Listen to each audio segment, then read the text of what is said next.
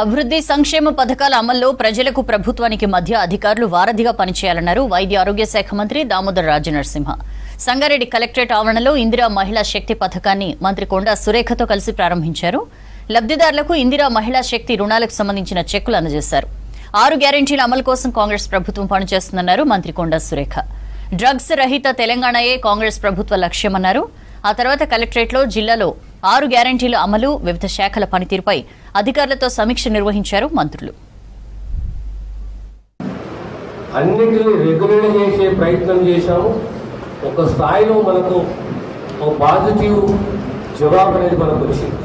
ప్రధానంగా సంగారెడ్డి జిల్లాకు సంబంధించి ఈ 5 శాఖలలో రెగ్యులేటరీ పవర్స్ ఉన్నాయి. రెగ్యులేటరీ పవర్స్ ని కోఆర్డినేషన్ ద్వారా భూములను కాపాడుకునే బాధ్యత మన పైన ఉన్నది.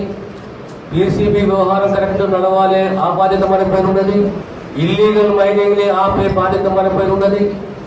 విద్యకు వైద్యకు సంబంధించి కనీస సౌకర్యాలు ముందు మన ఆలోచన విధానంలో మార్పు రావాలి. మార్పు ఎలాంటిది రావాలంటే ఈ ప్రధానంగా 5-6 శాఖలకు సంబంధించిన జిల్లా అధికారులు ఎప్పటికీ టూర్ చేస్తూ ఉండాలి, ఇన్స్పెక్షన్లో ఉండాలి. మీరు ఎంత టూర్ చేసి ఎన్ని ఇన్స్పెక్షన్లు చేస్తే వ్యవస్థ అంత బాగుపడుతుంది.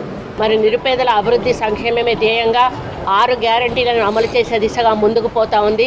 రేవంత్ రెడ్డి గారు చిత్తశుద్ధితో డ్రగ్స్ మాఫియాను రూపుమాపే దిశగా కూడా ముందుకెళ్తా ఉన్నారు.